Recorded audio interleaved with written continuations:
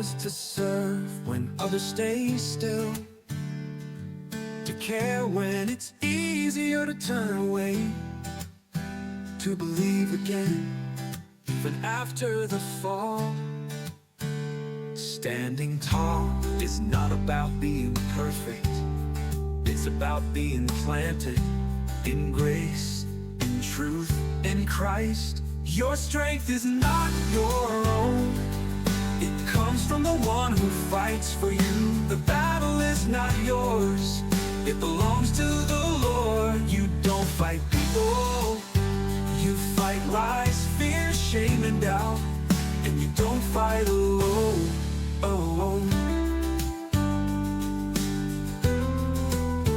Therefore, my dear brothers and sisters, stand firm. Let nothing move you. Always give yourselves fully to the work of the Lord, because you know that your labor in the Lord is not in vain. So when shame whispers, stand tall. When fear surrounds, stand tall. When strength runs out, stand tall. Not in pride, not in striving, but in truth, in grace, in Christ. You were made to stand.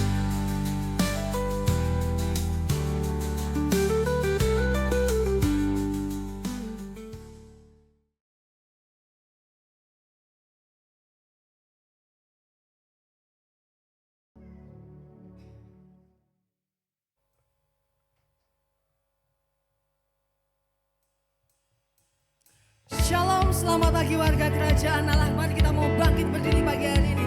Terima kasih Tuhan, kami mau bawa syukur kami pagi hari ini di hadapan-Mu. Kami mau bawa sembah pujian pengagungan kami untuk Kau pagi hari ini Bapa. Kau berkati ibadah kami ini dari awal sampai akhirnya. Kami percaya Kau berada bersama-sama dengan kami Tuhan. Tutup bungkus ruangan ini dengan kuasa darah Yesus. Kami patahkan dan kami tolak segala kuasa jahat apapun itu. Hancur di dalam nama Yesus Kristus Tuhan. Kami percaya Bapa, Kau ada bersama dengan kami. Jemaat Tuhan yang siap memuji dan memuliakan namanya, kita sama-sama katakan amin. Haleluya. Bersorak-sorak.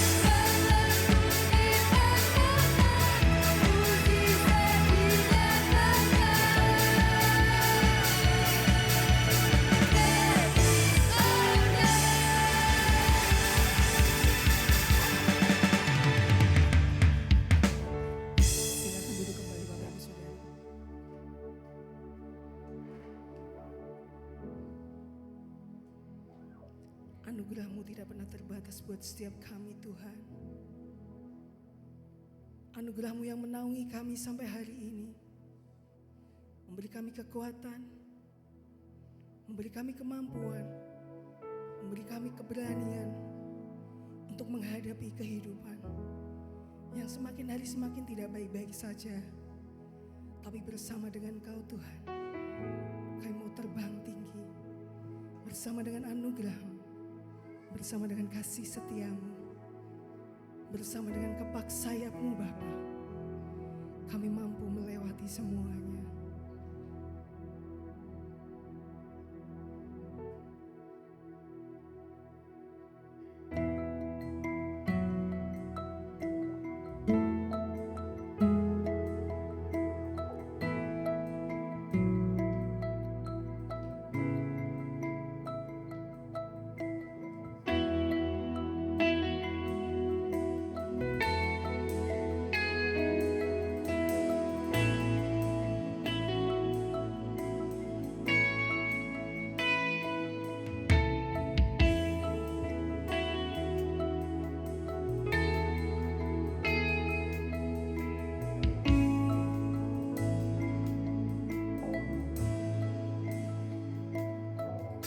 Semua karena anugerah-Mu hari ini ada. Bukan karena kuatku, namun karena Roh-Mu. Ku bawa hatiku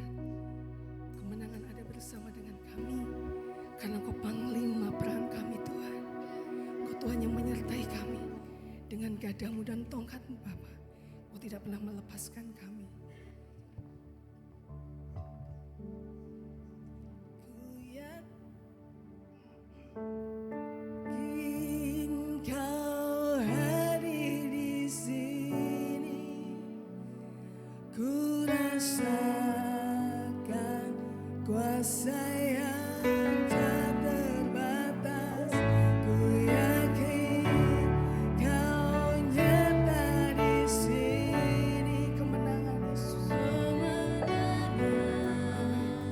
terjadi di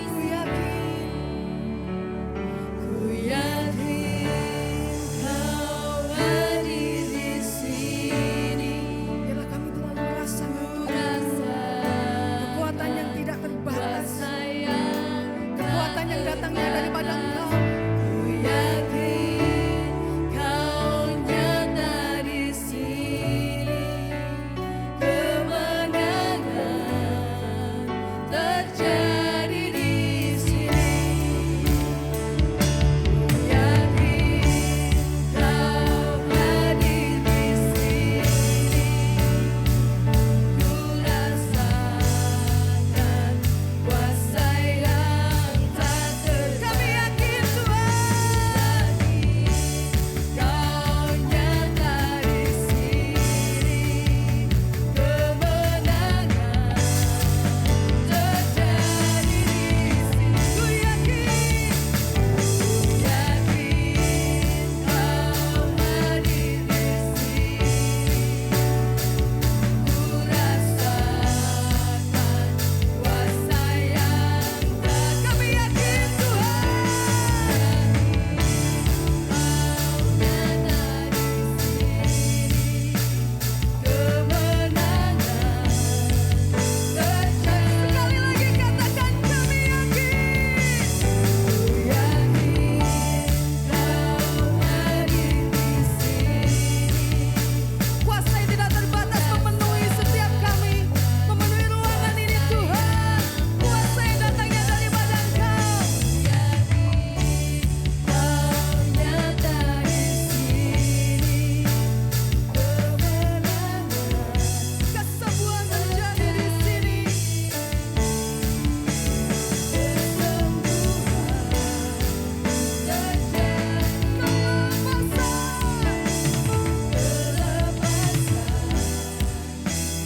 terjadi di sini. Terima kasih Tuhan, Engkau sungguh berkuasa, Engkau sungguh penuh dengan kemenangan, Engkau penuh dengan pengharapan, di mana kami dapat beriman di atas dasar-Mu Tuhan. Kami dapat mencari Engkau bukan karena kami ketakutan, kami dapat mencari Engkau bukan karena kami ingin diselamatkan, kami dapat mencari Engkau bukan karena kami ingin diperkenankan, tapi karena Engkau sudah menyelamatkan, karena Engkau sudah memperkenankan, karena Engkau sudah memberikan sesuatu yang baru dalam hati kami. Kami percaya Tuhan, pada siang hari ini kami akan mendengarkan firman-Mu, di mana Sang Firman yang hidup ada di dalam hati kami melalui Roh Kudus-Mu, agar kami tetap lembut, bukan keras secara hati. Mungkin telinga kami mulai menutup, atau mungkin apapun yang berbau dengan firman-Mu kami mulai untuk bosan dan tidak menikmati. Kami minta Tuhan, oleh kuasa Roh Kudus-Mu, agar kami menikmati akan firman-Mu di masa-masa yang bukan hanya krisis saja, tapi di masa-masa sukacita, di masa-masa apapun kami dapat merenungkan akan firman-Mu Tuhan.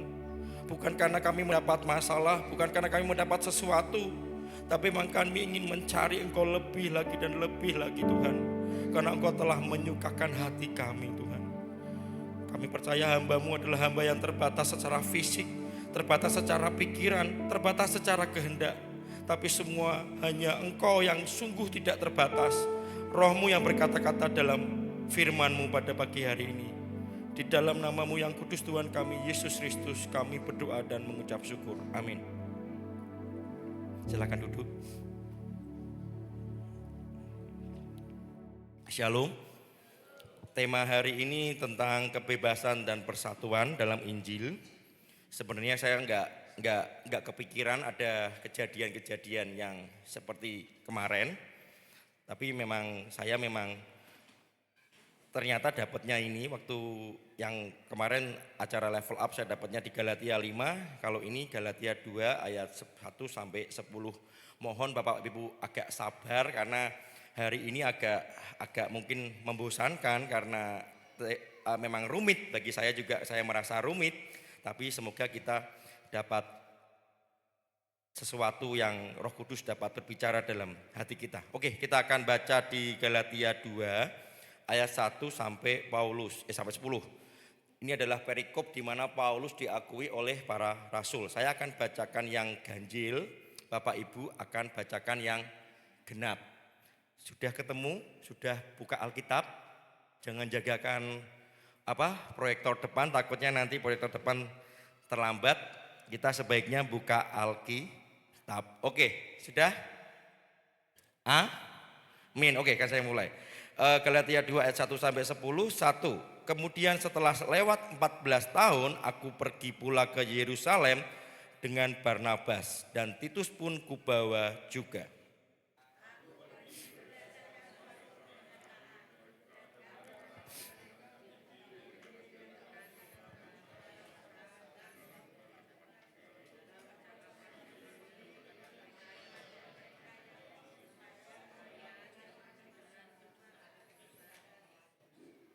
Tetapi kendati pun Titus yang bersama-sama dengan aku adalah seorang Yunani, namun ia tidak dipaksa untuk menyunatkan dirinya.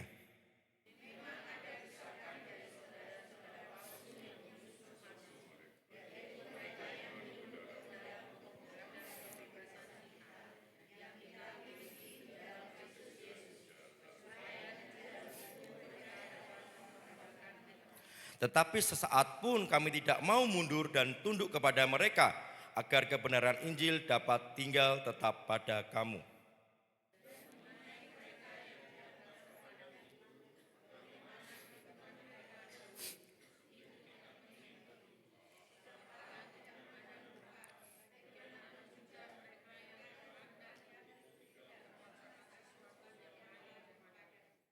Tetapi sebaliknya, setelah mereka melihat bahwa kepadaku telah dipercayakan pemberitaan Injil untuk orang-orang tak bersunat, sama seperti kepada Petrus untuk orang-orang bersunat.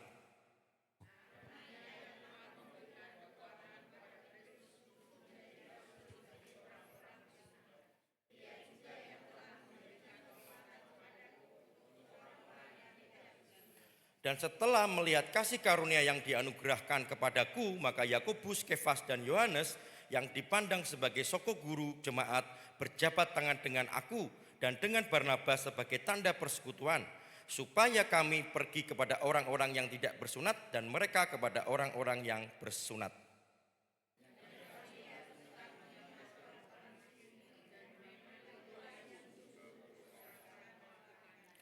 Berbagailah orang yang membaca akan Alkitab, merenungkan Alkitab, dan yang dimasukkan ke dalam hati dan melakukan firman-Nya. Hari ini kita akan membahas antara Injil membawa suatu freedom atau kemerdekaan, dan yang kedua adalah Injil akan membawa kesatuan atau unity, dan bagaimana mengimplikasikan kedua-duanya, freedom dan kesatuan di dalam hidup kita. Apa? Paulus tadi mendapatkan Injil dari Yesus Kristus, di mana dia dengar dari Tuhan, tapi dia bukan cuma dengar dari Tuhan saja, dia mencocokkan Injilnya dengan Injil Petrus. Dia juga mencocokkan Injilnya dengan Injil Yakobus. Tadi ayat 1 berkata 14 tahun kemudian dia bertemu dengan rasul-rasul dan dia mengkhotbahkan Injil itu.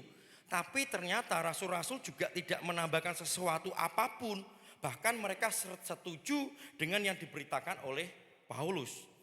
Berdasarkan sejarah, kalau kita melihat tercatat bahwa Paulus bisa pergi ke Yerusalem 5 kali, dan berdasarkan kurun waktunya ini yang kita baca adalah kali yang kedua Paulus ke Yerusalem bertemu dengan para rasul. Galatia 2 ayat 1 dan 2 kalau kita telusuri ini cocok juga dengan kisah para rasul pasal 15. Jadi kisah para rasul pasal 15 ini menjelaskan apa yang terjadi di Galatia. Karena di Galatia ini banyak sekali guru-guru palsu, banyak sekali penyusup, penyesat, ibarat menambahkan sesuatu agar selamat. Di mana saat Paulus berbicara dengan para rasul, saat Paulus di Yerusalem. Kita akan baca, tapi saya yang bacakan aja. Memang sekarang lebih baik Alkitab menjelaskan Alkitab. Kita akan baca Kisah Para Rasul 15 ayat 1 akan saya bacakan. Beberapa orang datang dari Yudea ke Antioquia dan mengajarkan kepada saudara-saudara di situ, jikalau kamu tidak disunat menurut adat istiadat yang diwariskan oleh Musa, kamu tidak dapat diselamatkan.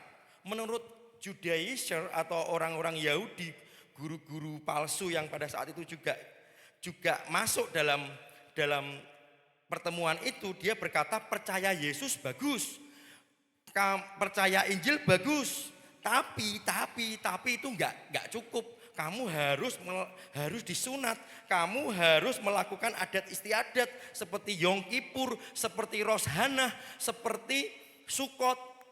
Semua upacara-upacara Yahudi harus kamu ikuti supaya kamu menjadi Kristen yang sejati, Kristen yang murni. Ayat 2, Kisah Para Rasul 15 ayat 2 berkata, tetapi Paulus dan Barnabas dengan keras melawan dan membantah pendapat mereka itu.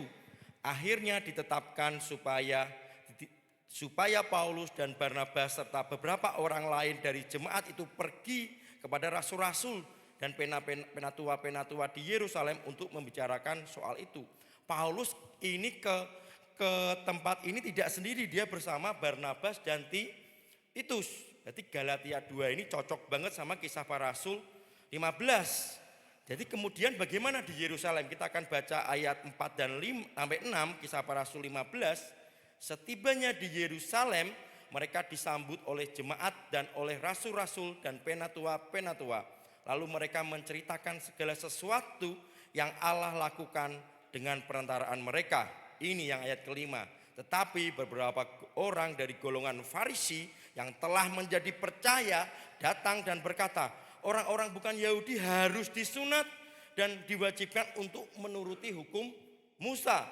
Ayat 6, maka bersidanglah rasul-rasul dan penatua-penatua untuk membicarakan soal itu.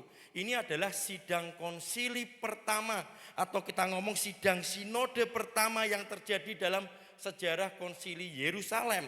Kenapa ini penting? Karena dalam konsili ini Paulus membela kemurnian Injil di depan para rasul. Kalau sampai rasul-rasul ini terpengaruh atau setuju dengan orang-orang atau guru-guru palsu, maka otomatis guru-guru palsu ini bisa mencampurkan kekristenan dengan adat istiadat Yahudi. Akhirnya ada suatu perpecahan antara gereja sekte non-Yahudi dan gereja sekte Yahudi. Dan salah satunya akan merasa bilang gini, oh aku yang lebih tinggi, kamu gak benar, aku yang lebih murni, kamu yang gak murni. Saat ini juga banyak sekali versi, saya lebih reformat, saya adalah Kristen sejati, karismatik tidak. Dan saling menyalahkan, yang karismatik ini saling menyalahkan karena aku yang paling murni. Kesimpulannya di konsili Yerusalem itu apa? Di ayat 7 Rasul Petrus bilang begini, sesudah beberapa waktu lamanya berlangsung pertukaran pikiran mengenai soal itu. Berdirilah Petrus dan berkata kepada mereka, hai saudara-saudara, kamu tahu bahwa telah sejak semula Allah memilih aku dari antara kamu, supaya dengan perantaraan mulutku bangsa-bangsa lain mendengar berita Injil dan menjadi percaya. Petrus kenal bapak-bapak, ibu-ibu Petrus? Kalau pastor sekarang sering ngomong Santo Petrus, kenal? Petrus ini adalah orang yang sangat taat dalam agama Yahudi. Awalnya sangat rasis. Dia pikir Injil hanya untuk orang Yahudi. Pernah kita baca Kisah Para Rasul 10, seorang perwira Itali namanya Cornelius. Seorang perwira Cornelius ini adalah ia itu saleh. Ia itu seluruh isi rumahnya itu takut akan Tuhan. Suka memberi sedekah kepada orang-orang umatnya Yahudi juga, bukan pada umatnya Itali.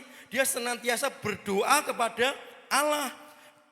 Tapi pada saat itu dia disuruh datang kepada Petrus. Petrus pada saat itu mungkin dia bilang, aku gak mau ngomong sama orang bukan Yahudi. Karena memang bagi orang Yahudi kalau ngomong sama orang di luar Yahudi itu tidak baik.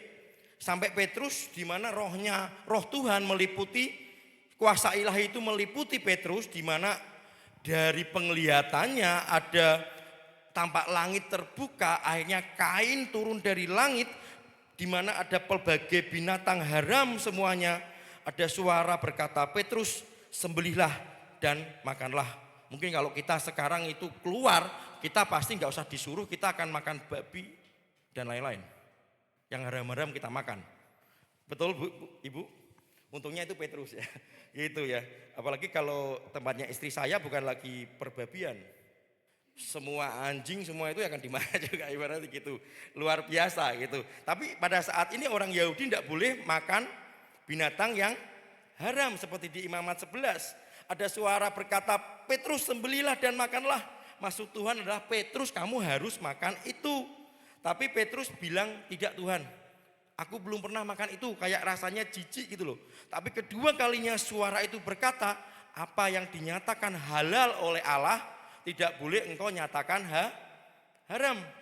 Maksud Tuhan dari penglihatan itu adalah Petrus harus bertemu dengan orang non-Yahudi. Lalu Petrus pergi ke rumah, bukan pergi sih, itu dilalah pas itu ada yang ngetuk namanya suruhane rumah Kornelius. Akhirnya bertemu, Petrus memberitakan Injil.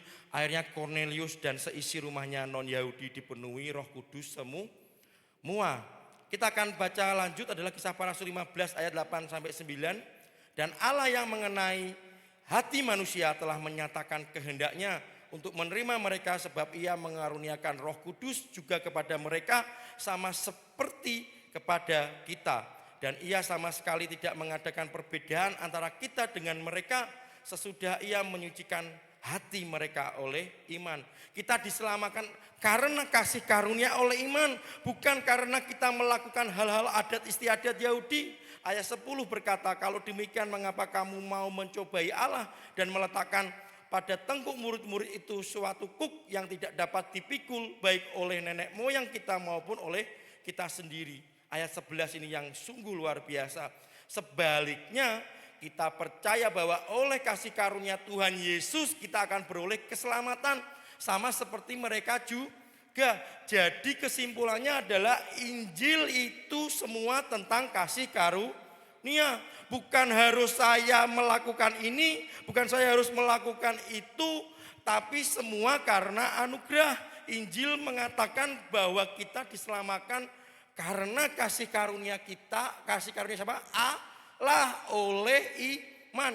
Inilah bukan cuma Injilnya Paulus, tapi ini juga Injilnya Petrus, juga Injilnya Tuhan Yesus Kristus yang diberitakan juga oleh para rasul. Apapun yang kita tambahkan, ini kata-kata ini sungguh luar biasa. Apapun yang kita tambahkan pada anugerah, apapun yang kita cantumkan sebagai syarat keselamatan selain kasih karunia oleh iman, itu akan menggerongkoti kebenaran Injil. Roma 11 ayat 6 berkata, tetapi jika hal itu terjadi karena kasih karunia, maka bukan lagi karena perbuatan. Sebab jika tidak demikian, maka kasih karunia itu bukan lagi kasih karunia. Saya kasih ilustrasi. Kalau kita kerja, kita pasti dapat upah. Habis itu namanya dapat upah, berarti ibaratnya saya dapat gaji, itu pasti bukan hadiah. Itu karena kamu kerja. Tapi ada konsep di mana saya enggak kerja, saya enggak melakukan apa-apa, tapi saya dikasih upah. Enggak, ini merupakan hadiah, kasih karunia. Tapi agama berkata gimana? Lakukan ini, lakukan itu supaya kamu mendapatkan sesuatu. Lakukan ini, lakukan itu supaya kamu selamat. Lakukan ini, lakukan itu supaya kamu dapat berkat. Lakukan ini, lakukan itu supaya kamu berkenan di hadapan Tuhan. Tapi Injil berkata Allah sudah melakukan semuanya, sehingga kita menerima. Setelah kita menerima yang baru, kita malah dimampukan untuk melakukan. Di Keluaran 19 akhir sampai Keluaran 19 atau 20 ya, saya lupa ya, antara itu ya. Itu Israel dibebaskan dari perbudakan Mesir. Siapa yang membebaskan? Allah. Setelah itu baru setelah dibebaskan, baru muncullah hukum Taurat. Bukan hukum Taurat dulu dibebaskan, bukan. Tapi dibebaskan baru muncul hukum Taurat. Karena Allah lebih dulu mencintai kita, baru ada namanya aturan atau standar atau ibaratnya kasih, di mana kita ini baru merasa bahwa kita sudah diselamatkan, sudah diberkati, sudah diperkenankan, baru kita mengasihi, mencintai menurut hukum Taurat. Ternyata manusia juga tidak bisa. Jadi Injil kasih karunia ini kita melakukan apa? Yang pertama adalah Injil membawa kemerdekaan. Kalau kita tidak menyelesaikan masalah ini, kata Paulus, kemerdekaan kita akan dirusak, kemerdekaan kita akan diberhamba. Galatia 2 ayat 4 berkata, memang ada desakan dari saudara-saudara palsu yang menyusup masuk, yaitu mereka yang menyelundup ke dalam untuk menghadang kebebasan atau freedom atau kemerdekaan yang kita miliki di dalam Kristus Yesus, supaya dengan jalan itu mereka dapat memperhambakan kita. Kemerdekaan apa yang kita miliki? Di mana yang juga bisa akhirnya kita tadi baca, Rasul Petrus dan Rasul Paulus berjabat tangan. Petrus berkata, aku lihat kasih karunia yang bekerja di dalam diri Petrus itu juga sama dengan kasih karunia yang bekerja di dalam Paulus. Kemerdekaan seperti apa yang kita ibaratnya Injil ini dapat bawa dalam ayat ini? Yang pertama adalah kemerdekaan dari budaya tertentu. Tadi kita baca di Galatia 2 ayat 3, tetapi kendati pun Titus yang bersama-sama dengan aku adalah seorang Yunani, namun ia tidak dipaksa untuk menyunatkan diri. Titus adalah murid Paulus, dia tidak dipaksa untuk menyunatkan diri. Tapi beda dengan Timotius. Timotius disuruh untuk sunat. Jadi Paulus ini memperjuangkan culture freedom atau kebebasan berbudaya. Tidak perlu melakukan tradisi-tradisi agama Yahudi atau upacara-upacara tertentu. Di dalam Kristus sebenarnya ada beberapa orang ngomong, pasti kita juga sering merasakan, siapa yang mau ke tanah Israel? Kalau dapat berkat sih pasti mau-mau aja Mas Agung, bener ya? Mau ke tanah Israel? Mau-mau aja kalau dapat berkat. Tapi apakah kita mengikuti seberang, di mana harus wajib ke tanah suci? Di mana harus kita wajib ziarah ke tanah suci? Ya, di dalam ke Kristus maka kita tidak perlu, dalam kekristenan tanah suci ini adalah konsep memiliki lebih bersifat rohani daripada lokasi geografis.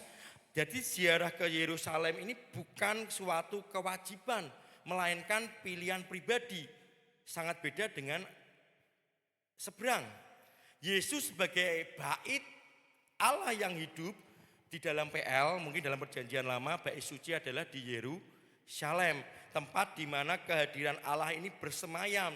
Tapi di dalam perjanjian baru, Yesus Kristus adalah bait Allah yang sesungguhnya. Setelah kebangkitan Yesus Kristus dan kenaikannya, Roh Kudus malah dicurahkan kepada orang yang percaya, menjadikan akhirnya tubuh kita atau bait kita ini sebagai rumahnya Roh Kudus. Akhirnya kita dapat merasakan di saat kita naik motor, di saat kita naik mobil, di saat kita sendirian, bisa merasakan kehadiran Tuhan dimanapun berada. Jadi perjalanan bukan merupakan syarat keselamatan. Keselamatan diperoleh semua karena anugerah melalui iman kita kepada Yesus Kristus. Bukan harus saya melakukan ritual tertentu dan termasuk ziarah. Jadi Injil itu untuk semua orang dan bagi semua budaya. Tapi kalau dapat rezeki, dapat berkat, seperti kata pastor kemarin, kita napak tilas, kita mempelajari sejarah, itu tidak apa-apa. Sama, kita juga tidak harus menjadi bagian dari budaya-budaya tertentu, atau kita harus membawa ini dengan wah ini saya harus gini, atau dalam gereja-gereja tertentu saya gereja harus gini. Kalau enggak gini kamu enggak diberkati, kalau enggak gini kamu enggak diselamatkan, atau saya enggak ada damai sejahtera dengan tipe-tipe gereja seperti ini, atau saya dengan beribadah dengan cara tertentu. Oh saya kalau di situ ngantuk, kalau di sini saya seneng. saya atau menyanyikan lagu-lagu tertentu atau hal-hal lain, akhirnya kita supaya diselamatkan. Karena konsepnya selama kita percaya Kristus, selama kita menyembah Kristus, serta percaya kepada ketuhanan Tuhan Yesus Kristus dan Allah Tritunggal, tunduk kepada Kristus yang sejati dengan cara yang membawa kehormatan dan kemuliaan bagi itu Tuhan, maka kita adalah tubuh Kristus. Itu yang pertama adalah kemerdekaan dari budaya tertentu. Yang kedua dari Injil membawa kemerdekaan adalah kemerdekaan secara mental, secara emosi. Kita beranggapan hubungan kita dengan Tuhan dilandaskan dengan performa kita atau kemampuan kita. Oh, aku bisa ini. Nah, hati yang perilaku moral gini bisa aku. Bisa aku. Tapi akhirnya kita pada saat tidak bisa memenuhi perilaku moral, akhirnya kita dihantui oleh rasa bersalah. Oh, aku salah ini. Oh, aku nggak aman ini. Oh, akhirnya aku merasa bersalah, nggak aman secara yang tak berkesudahan loh. Mau berbuat baik kok nggak boleh Mas Agung? Apa saya harusnya nggak perlu berbuat baik? Apa saya harusnya tidak perlu bermoral Mas Agung? Saya hidup sembrono saja. Berbicara tentang moral law atau hukum moral adalah bagian dari hukum Taurat. Hukum Taurat terdiri dari ceremonial law atau upacara, kurban, dan ada juga civil law. Civil law adalah hukum mengatur bagaimana kita hidup, bagaimana kita dalam pernikahan, bagaimana kita dalam keluarga, urusan utang piutang, sengketa tanah, hak kepemilikan, ada semua dalam civil law. Dan seremonial dan civil law ini akhirnya dijabarkan dari moral law, yaitu 10 perintah Allah.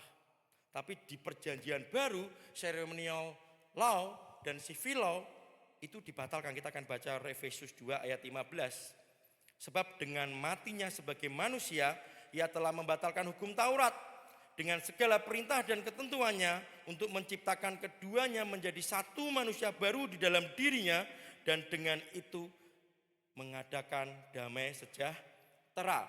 Kolose 2 ayat 14, dengan menghapuskan surat hutang yang oleh ketentuan-ketentuan hukum mendakwa dan mengancam kita, dan itu ditiadakannya dengan memahkukannya pada kayu salib.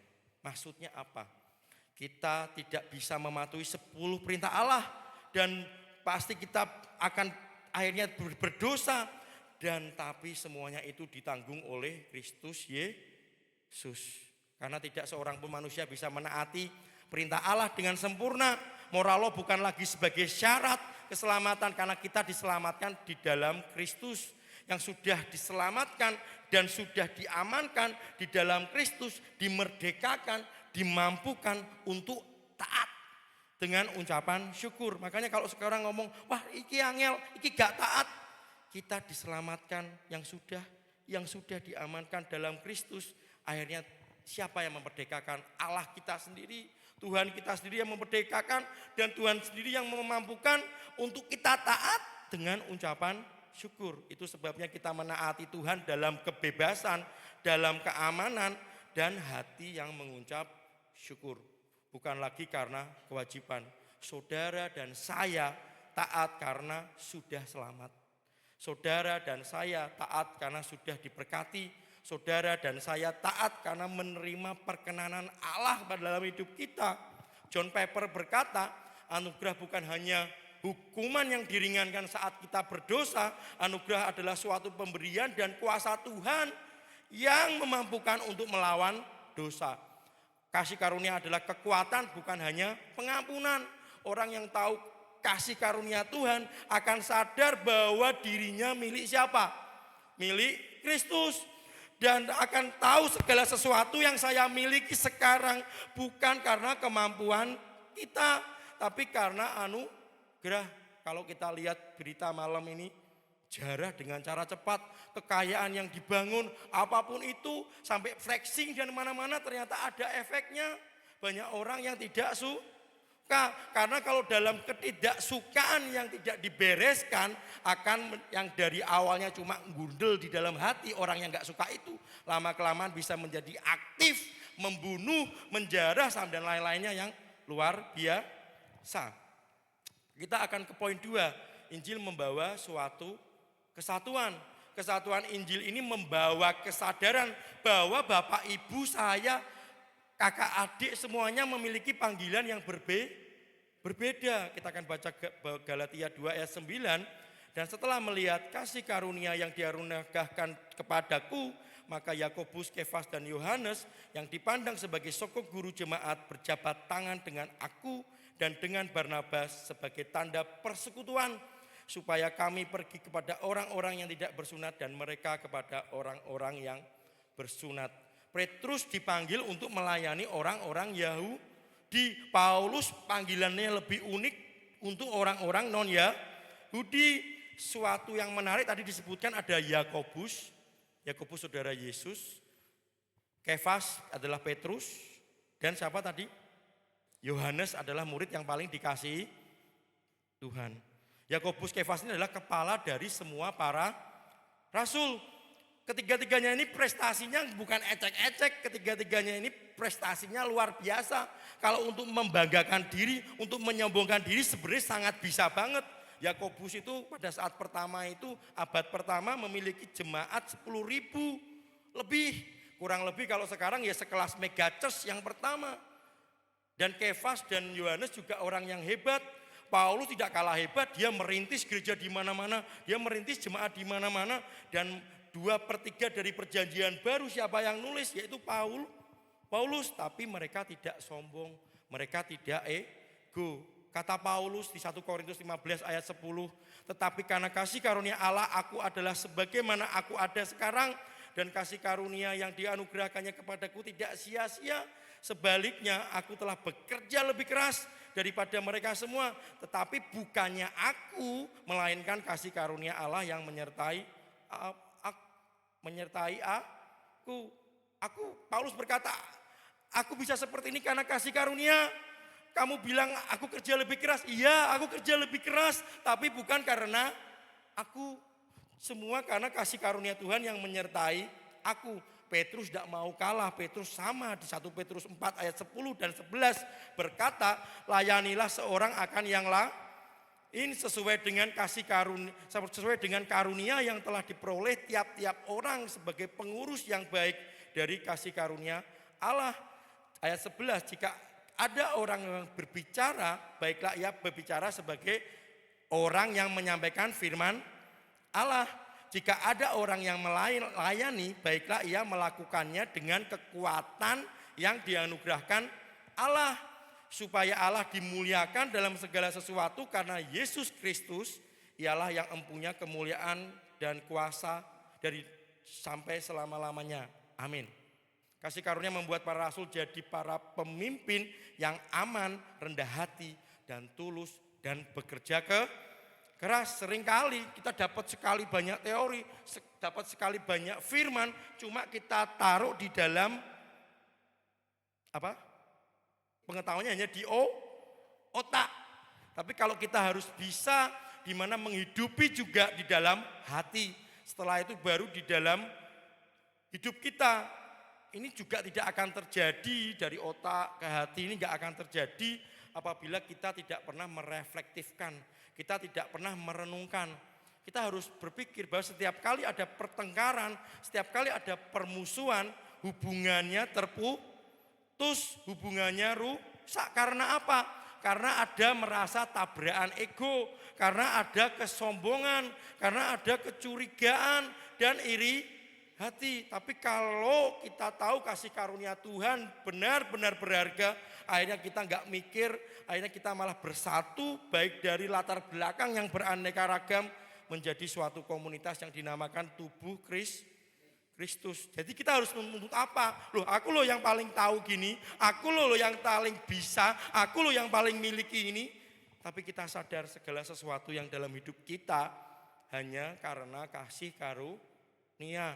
Yang membuat kita bisa marah ngapain? Karena semuanya hanya semata-mata kasih karunia. Yang ketiga, bagaimana ya Mas Agung mengimplikasikan kemerdekaan dan kesatuan dalam Injil. Kemerdekaan dan bersatu dalam sebuah komunitas, di mana ini penting yang perlu kita sadari. Timothy Keller berkata, kemerdekaan dan menjadi bagian dari komunitas adalah dua dambaan terbesar dari hati manusia yang terdalam. Setiap kita pasti ingin merdeka dan setiap kita pasti juga ingin masuk dalam bagian satu komunitas.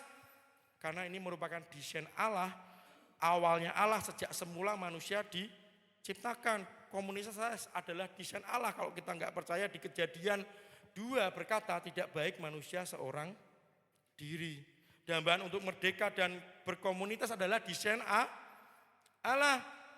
Kalau kita masuk dalam agama, kalau kita masuk dalam dunia tidak akan terpuaskan. Kita akan contoh ya. Misalkan kita ingin merdeka dari segi keuangan. Otomatis apa yang terjadi Bapak Ibu kalau saya ingin merdeka dalam segi keuangan? Saya akan bekerja keras. Saya akan berusaha membuat uang ini bekerja untuk saya. Tapi akhirnya apa? Mereka yang berprinsip seperti gini, hanya mereka diperbudak oleh pekerjaan mereka. Mereka diperbudak oleh materialisme. Karena saya harus dapat ini, saya harus dapat ini, saya harus dapat ini. Akhirnya diperbudak. Ini saya kasih contoh lagi, tapi ini mungkin tidak di sini, di tempat lain. Yaitu bagian sebuah komunitas, soal ini berbau dengan ibu-ibu. Nanti ini bukan di sini, ibu di sini mah yang penting bersama-sama konsumsi. Wah luar biasa, kemarin malam juga luar biasa, ibu-ibu muda konsumsi bersama-sama, bangun membangun untuk kesejahteraan kita semua. Ya, ini ada bagian dari sebuah komunitas, yaitu di mana komunitas tas. Wah, kalau komunitas tas kan otomatis ibu itu beli tas baru. Saya juga harus beli tas baru dan beli tasnya nggak mungkin yang kecek-kecek, KW.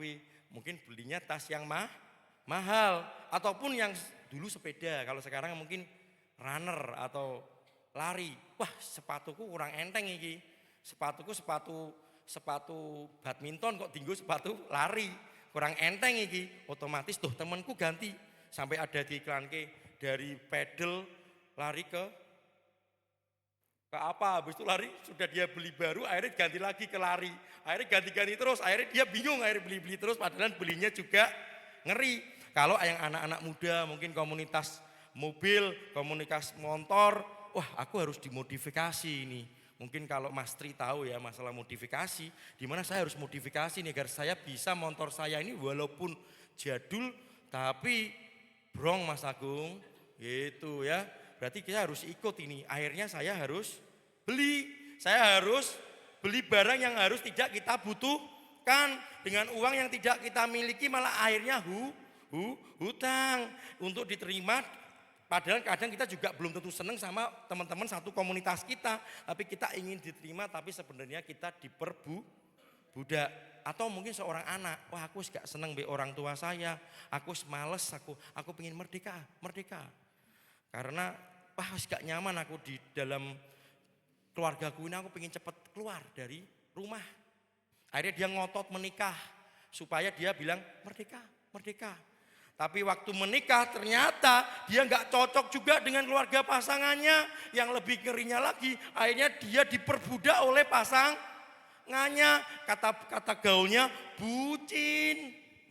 Berarti jelas ya, apa yang fana dalam dunia akan selalu mengecewakan. Apa yang dunia tawarkan akhirnya akan menjerumuskan manusia kepada keterpisahan dan diperbudak lebih dalam. Ya, kemerdekaan sejati dan penerimaan tertinggi dalam sebuah komunitas hanya dapat ditemukan di dalam siapa Bapak Ibu? Di dalam Kristus Yesus. Injil kasih karunia memberikan kemerdekaan dan penerimaan dalam sebuah komunitas bukan karena kemampuan, bukan karena kualifikasi kita, namun karena kebaikan dan kasih Tuhan. Ayat Galatia 2 ayat 10. Hanya kami harus tetap mengingat orang-orang miskin dan memang itulah yang sungguh-sungguh kuusahakan melakukannya. Miskin ini dalam artian bukan tentu miskin secara material saja, miskin rohani juga bisa. Di mana setelah menjelaskan kita kemerdekaan di dalam Injil, Paulus minta kita untuk mengingat orang miskin dalam pemberitaan Injil. Mengapa? 2 Korintus 8 ayat 9 berkata, karena kamu telah mengenal kasih karunia Tuhan kita Yesus Kristus, bahwa ia yang oleh karena kamu menjadi miskin, sekalipun ia kaya, supaya kamu menjadi kaya oleh karena kemiskinannya. Ini sungguh luar biasa. Tuhan rela menjadi miskin sebenarnya ia kaya. Inkarnasi Kristus adalah bukti kepedulian Tuhan yang kudus, Tuhan yang maha besar, Tuhan yang kekal atas kerentanan manusia yang berdosa, yang kecil, yang dan rapuh. Tuhan yang tak terbatas menjadi bayi yang tidak berdaya. Tuhan sang pembebas membiarkan dirinya akhirnya terbelenggu, jadi budak, ditindas dan disiksa seperti orang tahanan. Tuhan yang empunya segala pencipta langit dan bumi, rela kehilangan segalanya menjadi miskin. Sang anak Allah harus mengalami keterpisahan dari Allah Tritunggal, di mana mereka tidak pernah berpisah, mereka selalu bersatu. Tapi untuk menebus saudara dan saya, sang anak Allah harus mengalami keterpisahan dari Bapanya di surga. Dia melakukan itu untuk siapa? Dia melakukan itu untuk yang dimana kita yang berdaya, kita yang terpisah dari Tuhan, kita yang ditindas, kita yang disiksa, serta terbelenggu oleh dosa, dapat dimerdekakan, dapat diterima menjadi bagian bukan lagi suatu komunitas, tapi bagian dari keluarga Allah di dalam Yesus Kristus. Karena Injil tidak peduli masa lalu, tidak peduli budaya, dan tidak peduli latar belakang Bapak Ibu atau saya. Kita dimerdekakan karena kasih karunia oleh iman di dalam Kristus. Karena Injil yang akhirnya kita dimampukan untuk taat dalam kemerdekaan dengan ucapan syukur, bukan karena takut lagi aku melakukan sini aku masuk neraka, bukan karena suatu kewajiban lagi, tapi yang memampukan kita untuk taat adalah Injil. Dan karena Injil, meskipun Bapak, Ibu, saya, kakak, adik memiliki semua perbedaan, memiliki semua hal yang tidak mungkin bisa disatukan, tapi yang menyatukan adalah Injil di dalam satu tubuh Kristus. Makanya kita sungguh bersyukur kita menjadi suatu komunitas tubuh Kristus yang disatukan oleh Injil. Karena Injil dalam keadaan ataupun pergumulan apapun yang terjadi hari ini sampai besok, kita tidak tahu akan terjadi apapun yang membuat kita takut, yang membuat kita khawatir. Kehadiran Kristus adalah penghiburan terbesar yang paling berharga bagi kita. Berarti kita harus yakin bahwa kita punya Kristus, penghiburan yang terbesar, yang paling berharga bagi kita. Amin. Kita akan nyanyikan, kita diberi kuasa dari Raja Mulia. Ini sebenarnya lagu cepat, tapi saya selalu pas nyanyikan refnya. Sungguh besar kau Tuhanku, engkau perisai hidupku. Ku berdiri dengan iman. Ini saya selalu merasa iman dalam Yesus Kristus. Siapa yang memberi kemenangan? Kita merasakan bahwa engkau adalah Raja segala Raja. Kita akan berdiri Bapak Ibu, kita akan menyanyikan ini. Kita punya Raja di atas segala raja.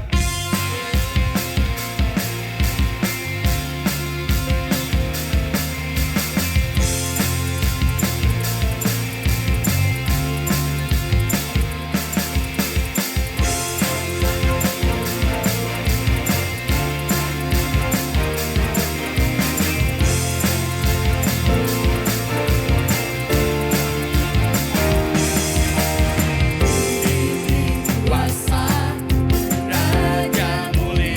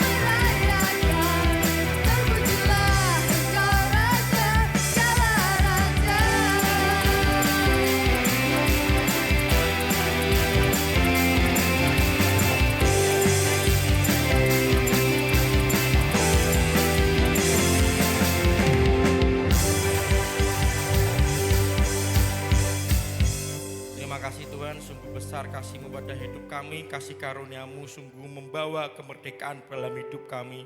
Kasih karunia-Mu menyatukan hati kami, menyatukan kami dalam suatu komunitas IFGF Purwodadi. Kami percaya Bapa, bukan suatu kebetulan kami berada dalam komunitas ini.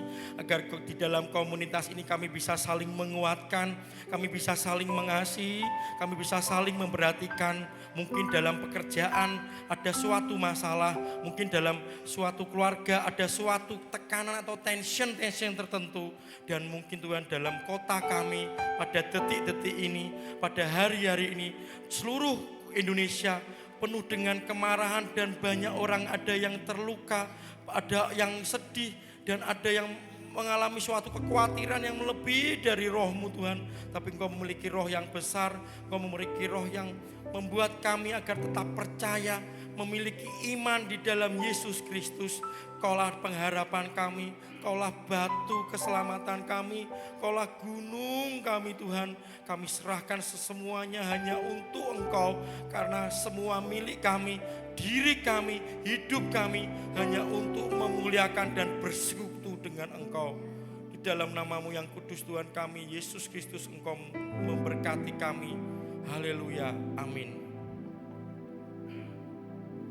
Bapak, Engkau mengasihi hamba-Mu, Engkau tambah-tambahkan lagi urapan dari tempat maha tinggi. Engkau berkati keluarganya, Engkau berkati pekerjaannya. Terlebih lagi pengutusan yang berasal dari Engkau untuk mendampingi jemaat ini. Bapak, kami terus berdoa untuk negeri kami, untuk bangsa ini.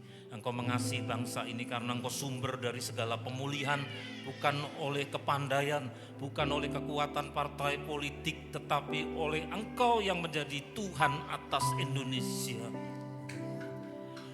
Ucapkan berkat atas Indonesia, biarlah kemuliaan Tuhan akan nyata bagi bangsa ini.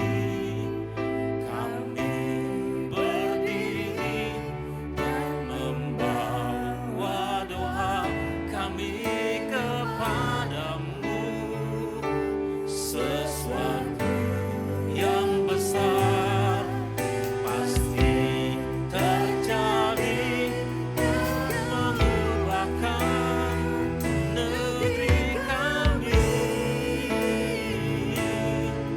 Biarlah nama-Mu Tuhan ditinggikan atas seluruh bumi. Bagi bangsa ini, bagi bangsa ini, kami berdiri dan membawa doa kami kepadamu. Sesuatu yang besar pasti terjadi dan mengubahkan negeri kami. Biarlah nama-Mu Tuhan ditinggikan.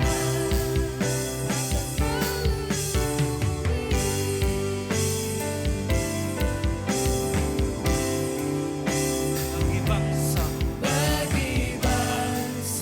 ini, kami berdiri dan membawa doa kami kepadamu. Sesuatu yang besar pasti terjadi dan mengubahkan negeri kami. Biarlah nama-Mu Tuhan ditinggikan atas seluruh bumi.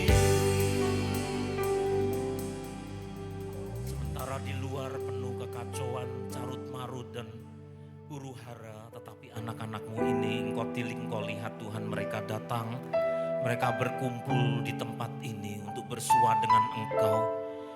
Tidak ada seorang pun yang Kau suruh pergi dengan tangan yang kosong, tetapi Engkau mengasihi seluruh jemaat ini Tuhan. Dari yang kecil sampai dengan yang paling tua, Engkau menjamah mereka. Kami hendak memperbarui syahadat kami kepada Engkau. Aku percaya kepada Allah Bapa yang Maha Kuasa, Halik langit dan bumi, dan kepada Yesus Kristus Putranya yang tunggal Tuhan kita, yang dikandung dari Roh Kudus, lahir dari anak darah Maria, yang menderita sengsara di bawah pemerintahan Pontius Pilatus, disalibkan, mati dan dikuburkan, turun ke dalam kerajaan maut, dan pada hari yang ketiga bangkit pula dari antara orang mati, naik ke surga, duduk di sebelah kanan Allah Bapa yang Maha Kuasa, dan akan datang dari sana untuk menghakimi orang yang hidup dan yang mati. Aku percaya kepada Roh Kudus, gereja yang kudus dan am, persekutuan orang-orang kudus, pengampunan dosa, kebangkitan orang mati, dan hidup yang kekal. Bapa, ini anak-anak-Mu mau menyapa Engkau. Bapa kami yang ada di surga, dikuduskanlah nama-Mu. Datanglah kerajaan, jadilah di bumi seperti di surga. Berikanlah kepada kami pada hari ini makanan kami yang secukupnya.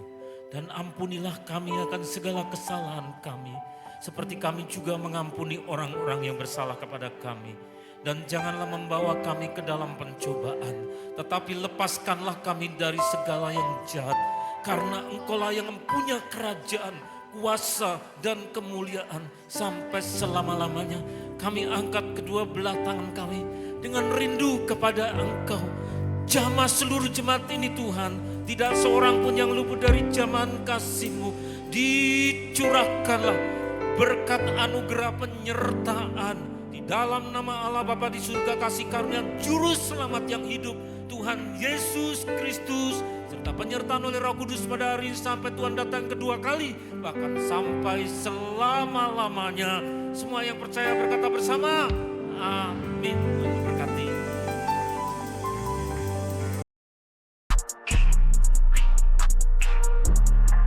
It is